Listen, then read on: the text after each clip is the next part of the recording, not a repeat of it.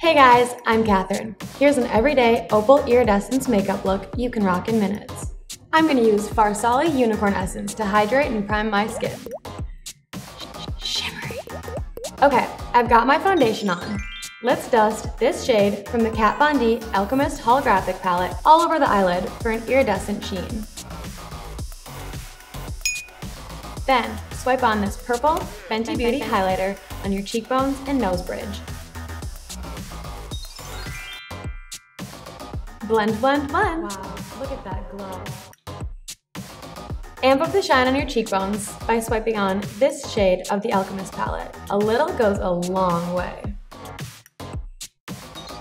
So sparkly.